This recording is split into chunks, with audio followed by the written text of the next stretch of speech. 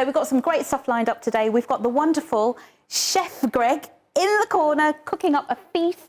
So we'll be talking to him about what he'll be doing today and tomorrow. And I've also got some guests in the studio today who'll be chatting to us. We're going to go over to Greg now. So Greg, tell us, what are you making today? Halada, lovely to see you again. Lovely How are you? Nice to see you. Thank you. Well, today we're going to be doing some aromatic lamb chops today, or lamb cutlets. Wow. And what we're going to be doing, we're going to be just serving them with some nice sautéed rice, and also we're going to do some poppadoms, and we're going to show you how to make a little raita to go with it. It sounds really incredible. Lamb chops are definitely one of my favourites, and I'm going to now move over to our guests and find out if that's their favourite too. So, good evening, assalamu alaikum, and welcome to the show, welcome to the Iftari show. So good of you to join us today. So, first and foremost, please introduce yourselves. It's lovely to see you, Nadeem. Nice to meet you too. Massive thank you for having the HMC on your show. My name is Nadeem Adam from the HMC, which is a leading halal certification body in the UK, alhamdulillah. Fantastic, thank you. You're welcome. And Dr. Awal, thank you for joining us again today from your amazing organisation that is obviously doing some really important work. So, guys, tell us today, what is the size of the Qurbani market at the moment? Yeah, it's important you've asked a question about the Qurbani market when we are in Ramadan. But Qurbani is very important for us too. So in the UK, for instance, there are 3.9 million Muslims. Wow. And we estimate that around 100,000 animals are needed for Qurbani every year. So that's a very huge market. That's massive. Absolutely. That's massive. And the fact that we actually even have that data, are we using it for anything productive in that way? Yeah. Obviously, from a perspective of opportunity, it obviously tells you exactly the size of the market. It tells you that the Muslim consumer is a consumer that needs to meet its religious obligation, and obviously Qurbani has that connotation. Yeah. So, I mean, coming back to you, Awal. So, what is the? So you've given us the figure for within the UK, presumably. So, but how does that compare with our international market? So even the 100,000 I estimated, there is room for more to be done in the UK, but we know a vast majority of it is sent abroad via charities and directly to families abroad for the Qurbani to be done. But if you look at the global perspective, there are about 2 billion Muslims in the UK, and we estimate that not all of the 2 billion will be doing Qurbani. Some are children, and there are adults who cannot afford it. But if we want to give a very conservative estimate, there will be around 250 million animals that are needed globally for Qurbani. Okay, we're going to come back to this conversation very shortly. But of course, we are in the middle of the Iftar show, and we're going to take a very short break because we are now going over to the Azan, which is the London Azan. So please do adjust that within your own timetables, in your own areas, please. So we're going to go for the Azan now.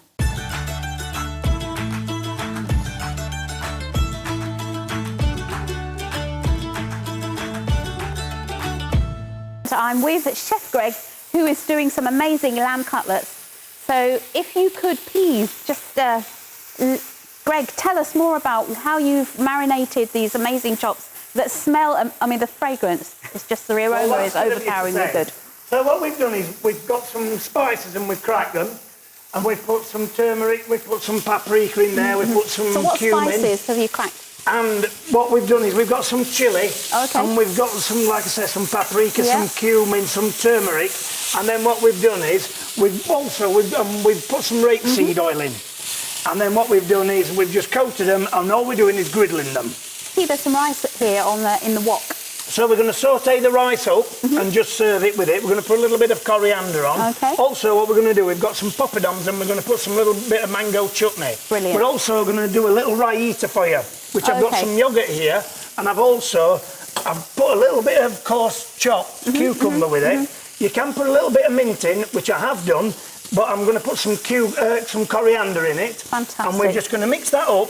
Now, like I say, you can shred the cucumber or you can leave it whole, chopped, quite chunky. So I'm more interested in asking you about the chops. Right, So the how long chops. did you marinate them for? Well, these have been marinated for a couple of hours. Right, But okay. to be honest, overnight or wants to be a couple of hours minimum. Sure. So what we're doing, and literally all we're doing is just griddling these. Now, I have been told off your guests already that he doesn't like them rare, he wants them well done. So that's what we're going to be doing. Yeah, I bet he wants the meat dead as well, doesn't he? Oh, he wants it well. So he's having it well done, and we're Well, moving it round. So. Well, I can confirm that the chops are looking very well done, and so inshallah, when you try them, I'm sure you won't be disappointed. So, Greg, I'm going to come back shortly with the guests, but in the And that'd be meantime, then fantastic. let's go back over here and let's find out more about the conversation that we were having before we broke for iftar. So, we were talking about the size of the Qurbani industry, if you like, and how many animals, and then we were so globally then, what does that look like? So globally, as I was saying, there are. Sorry, I'm just having my. Course, I'm just having my iftar. I'm taking some dates. So globally, there are roughly 2 billion Muslims, and we estimate that around 250 million animals are processed for Qurbani. So That's if you just for Qurbani. that's just for Qurbani. If you take Saudi Arabia, for instance, there are around 2 million animals that are processed during Qurbani, and this is due to the Hajj, people doing it in Saudi and others. So it is a significant market that UK could develop for the domestic and also for export markets. So Nadeem, just coming over to you then. So what role do you feel that the UK should be playing in the international market? And what is, what's the kind of like trajectory for that? I think if you look at the opportunity that exists here in the UK, obviously, like we discussed... I know the chops are really distracting. We're going to go there in a second. Well, it's all part of the economy, isn't it? Absolutely, absolutely. So in terms of the question that you answered, obviously, we estimate that about approximately 100,000 Qurbanis are done here in the UK. There's a population of just over 3.9 million Muslims that live in the UK. We love a good Qurbani, don't we? We certainly do. So, and if we say that there's 50% are sort of eligible, we're not sort of meeting the expectations and the opportunity that exists where the Muslim customers can genuinely do their Qurbani in the UK is something that needs to be explored. And from a UK's perspective, it's an opportunity that shouldn't really be missed. Yeah, no, definitely. And I can really see that there is a lot of progression in terms of thinking and in terms of... So is that followed through in action? Are there various conditions and standards that we need to be thinking about if we're going to move this industry forward? Yeah, in terms of production, the UK is a large producer of sheep or sheep meat. We are the 3rd global largest exporter of sheep meat. So we do have the animals, we do have the systems to produce the animals. But there are some challenges which Nadeem is involved in regulating the halal market, so he can maybe touch on some of the challenges we face in terms of satisfying the domestic market and also the export markets. Yeah. So obviously, the Qurbani that takes place is a religious activity. It's a religious festival, and the sacrifice obviously has to meet the requirements that Almighty God has prescribed, essentially. And one of the key elements is that the animal has to be of age, specifically for the lamb. Yeah, so age is a very important factor in Qurbani, isn't it? Yes, correct. So it's not just that you can pick any sort of lamb or sheep. It has to meet the expectations, and it needs to be verified to make sure that the animal is genuinely of age. So again, I'm not an Islamic scholar, just to make that very clear. But obviously, having read the guidance that we give to our customers and our abattoirs that we certify, we specify that the animal, the sheep, needs to be a minimum of 12 months old. And therefore, for the past several years, we've been campaigning and telling the consumer to order sheep because that is what will genuinely meet the religious requirements. So what's the age between, at what point does the lamb become sheep, age-wise? I'll let Brother Awal take that. Yeah, well, so there are categorizations in terms of the age of the animal. Sure. So up to 12 months, we call it a lamb. 12 to 18 months is called a hogget. Oh, really? Yeah, above that is called a sheep or mutton. Right. So normally when you go to your butcher to buy, they say mutton, that means it's an older animal. Hogget is between a lamb and a mutton or a sheep, and then a lamb is a younger sheep. And the hogget, nothing to do with Harry Potter. No, nothing to do with Harry Potter. Yeah, absolutely, nothing to do with that. Nothing to do with that. Okay, so that's really interesting to know, because I think those transition periods, I think, are probably very significant in the industry, but not something that, you know, we necessarily talk about or think about on a day-to-day basis. But for Qurbani, obviously, it's very significant and very important. So tell me more about why you feel that we have real positivity and a really good industry base in the UK.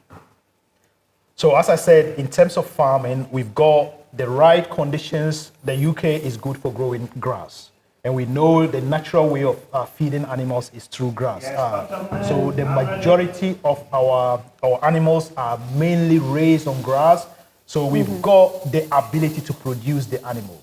But people like Nadeem, who regulate the market, who understand the halal rules, need to interact with farmers and highlight the challenges that are involved. So he mentioned, well, I don't know whether you've mentioned lambing and things like that. Yeah, they need to be clarified. So what are the key challenges, Nadeem? I mean, I'm sure you're already engaged in that process.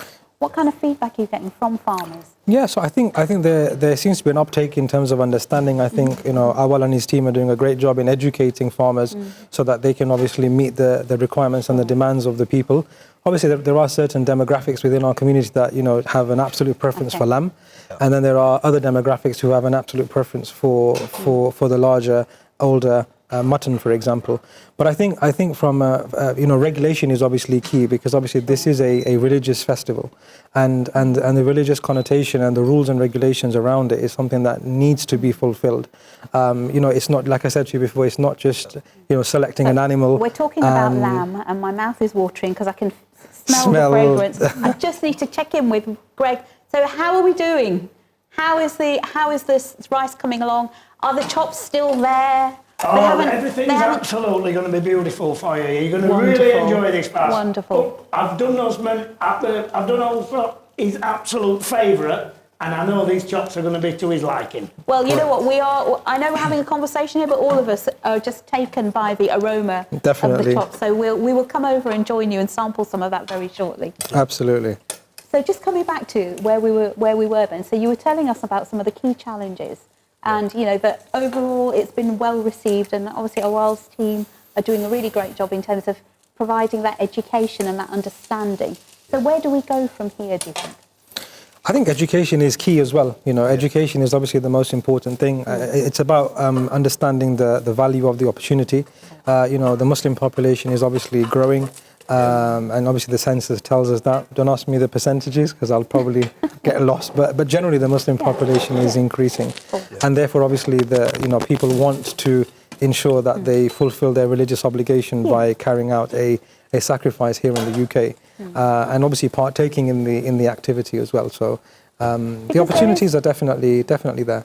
So the opportunity to fulfil one's, you know, like religious obligations within the UK, obviously through the work you're doing, is now increasing. But I remember a time, and perhaps you do too, when a lot of our families, when they did Qurbani, they would send money back to their country of origin, and they would do it there because they just weren't sure about how to go about it here and what to do. You know, so is that something that you have, you know, thought about, talked about?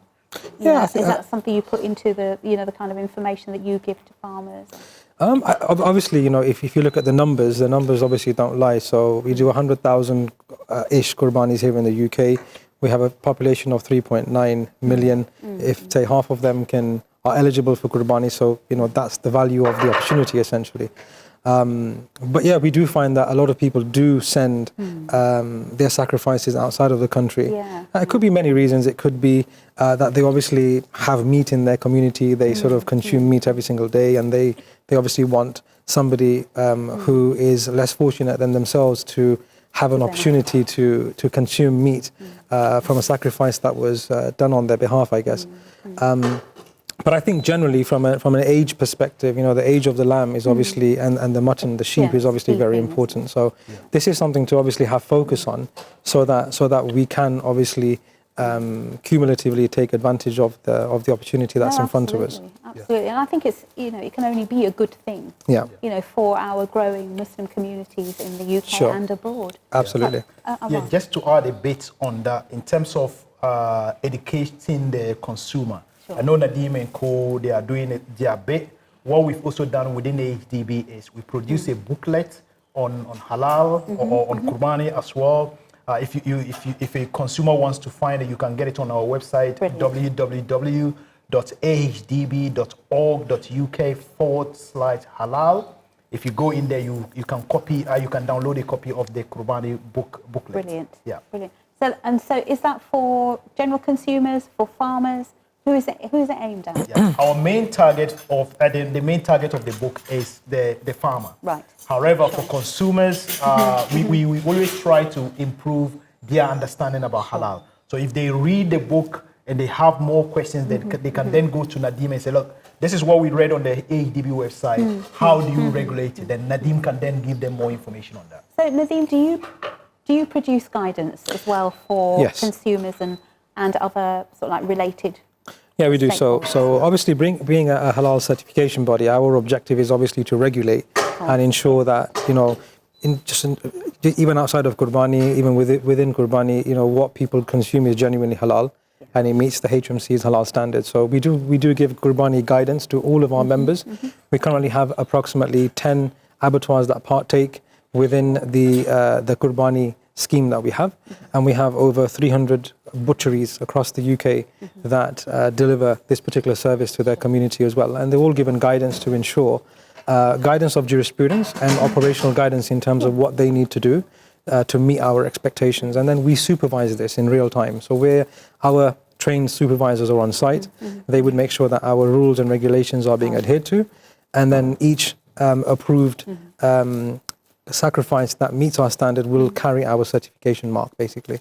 And that would then end up in the value chain, so it would go to a HMC certified butchery, and we would be visiting them. I think normally we go to each butchery 4 times a week randomly to check that they're only selling HMC certified products. And just for your record, we do certify Shazan Select, which is exclusively available in Morrison's as butcher counters, and we also certify Shazan's Local, which is exclusively available in Tesco's in the form of butchery counters. So we would go to these places randomly 4 times a week to check that they're only selling HMC certified products. I'm sure that's really reassuring for our viewers at the moment. And, well, obviously for our customers, but hopefully a lot of your customers, present and future, are watching at the moment. I hope so. It's a lot of hard work. And I believe the meat we're going to have today is from a Shazan's counter. That was one of the deals, to be fair. Okay, well, Greg, if you're ready, we shall come over to the tuk-tuk. Come on then, let's go and try this amazing food that Greg has made today. Would you like to come over and take a seat? We should have a seat too. Yeah, I think if you see, that would be better. No, please. Are you sure? You take a seat, yeah. Thank you very much. So, Greg, Come over and join us, guys. Obviously, you've been very, very busy, and this looks fantastic. So what we're going to do is we're going to show you just how we're going to display as if you was going to be at home. Okay. Okay. Yeah, that sounds good. And so, we're going to... That's my favorite, Greg. Yeah. Lamb chops. And rice. Lamb cutlets. Is it your favourites? We call cutlets something else. I call it something else. Mincemeat. Mincemeat, yeah. And then when we make the little round kebabs, things, we call them cutlets. Cutlets, yeah. Well, we call them kebabs, but then when my mum's feeling cross, she'll call them cutlets. Okay. But then we do cutlets with potatoes as well. Okay. But we won't talk about potatoes because that will take us away from the meat. Yeah. So now what we've done is we've displayed as if you was going to be at home. Oh, fantastic. And literally what we've done, we're going to garnish it with a little bit of coriander. Wow. And how does that look, guys? It looks amazing. It looks very good. It looks absolutely amazing. So we've made some fresh raita with it, as I've described earlier. We've got some plain yoghurt, and so it's Greek, this one. And what we've done is you can either use full fat or you can use plain, a low fat one. We've chopped some cucumber, we've peeled it first, then we've put a little bit of coriander in, and I have put a little bit of hint of mint in just to bring some freshness out. So guys, I don't know when you can start. Now. But I know the food is ready, so if you get a little plate, and what I will do is, after I will... Yeah. So this looks, obviously this looks really amazing. It's nice and full. There you go. So guys, I hope you all enjoy this. Looks very interesting. So Greg, how did you get into chefing? Well, it's a long story, to be honest. It was down to me grandfather. Fine. It was down to my grandfather, to be honest. He didn't want me to work in down the mine. Yeah. And he said to me, you want to get into that chefing? And that's how I went to catering college when I was 17. And that's how it all started, basically. Wonderful. And you've never looked back since? Well, no, I haven't. I've had I'm having a fabulous career and meeting new lovely people and everything. Oh, so can I do you something? Would that be good? Yes, please. Yeah, no, that's wonderful. So, so what kind of food do you have for iftar? Because obviously... Normally, at home, what I do is I don't eat heavily, but meat is always part of the iftar. Yeah. So I take a bit of fruits and meat, and that takes me till suhoor again. Yeah. So I don't eat a lot when I break my fast. You have to kind of balance it, don't you? Absolutely. As much as we want to. Yeah. As much as you can. We have that feeling. And thank you so much. You're more than welcome. There you go. I hope you enjoy, guys. And tell me what you think. Husband, do you want? No. I'm good with this one. Yeah. There we go. It is very nice. A little serviette for you. A little serviette for you all. Thank you A little very much. Shazans serviette, look. Oh, There we go, guys. thank you very much. I hope you enjoy. Thank you. So, Nadine, what about you? What does home food look like for you? So to be fair, there's no fry-ups at the moment, so no fry-ups. We're doing very good. Yeah. We're staying away from fry-ups, and I think it's just the main meal, to be fair, and just trying to keep it simple and keep light, and yeah, but yeah, Ramadan is always a special time. It is. It's it's not just a time of fasting; it's also a time of feasting, rice, I guess. please. But yeah. Thank you. How about yourself? And one more cup. So I really love Middle Eastern food. So All right. anything like this, grilled, is wonderful. But then my mum is the most fantastic cook, and she always packs me away with amazing food. So she makes more traditional Pakistani food. So, Sure. But with all the best intentions in the world during the day, by the time it gets to iftar time, I'm thinking, oh no, I want something that's very tasty and be a little bit naughty. Yeah. Yeah, I know that feeling. You've just got to have a positive mindset. Yes. That we're not going to do it. Yes. We're going to stay away from eat it. Greg? No, well, listen, I've got the film crew to feed after this, so I'm not being funny, right? How is it tasting, that, guys? Amazing. It's really good. Absolutely. Yep, you're enjoying that? It's Can very, I very just nice. ask, Greg? You certainly can. We can buy these cuts of meat, can we? You certainly can, yeah. These were bought from Shazans today. Well, they were collected from Shazans. Brilliant. Luckily, Hayden brought to me, so that was very good. And yeah, and then what we did was, like, I marinated them 2 hours, got them all ready, and literally, you've seen what I've done. I've just grilled them, bit of rice, bit of raita, and literally, it's on the plate within 20 So minutes. how long have you done these on the griddle for? Well, I've done these for about 15, 18 minutes on the grill. Okay. But that's all because he likes them well done. But it all depends on how, with the lamb and with beef, it all depends how you want to cook it, whether you want it rare, whether you want it a little bit more well done. Some people tend to want it that little bit more well done, so it's just not got that pinkiness to it, where others want it slightly different. But yes. Greg, so anybody watching this, looking to replicate what you've just done, can they get this cuts of meat from all Shazan counters? You can buy it pre-pack, or you can get it from the counters. But I believe this came pre-pack. Okay. So it was all ready just to buy.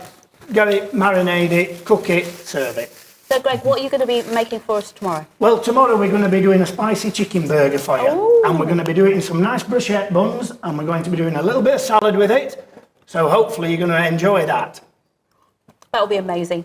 But this is amazing. But I'm Thank sure you. what you make tomorrow will be great as well. So if anyone's interested in replicating this at home and trying it out, where can they find the recipe? The recipes are on the Shazan's website. So if you go to Shazan's website, you'll see all the recipes there that we're going to be doing over the days of Ramadan. And that's where it's going to be going. You'll be able to look it all up on your website. That's fantastic. So is this something that you think you might try at home? 100%. Yeah? Yeah, we'll definitely give it a go. It may not be as good as this, Greg, but we're definitely going to give it a go. But we're coming What to I'm the end worried of the about show is when now. you tell me that it's better than mine. Well, we're coming to the end of the show now. Okay. So just want to say thank you so much to our guests today, Thank to you very Nadeem much. and to Awal and Greg, as always. Thank you so much for the wonderful food you've made. We'll be back tomorrow, and we'll be doing more amazing recipes. Till then, take care of yourselves. See you tomorrow, inshallah. Allah Hafiz.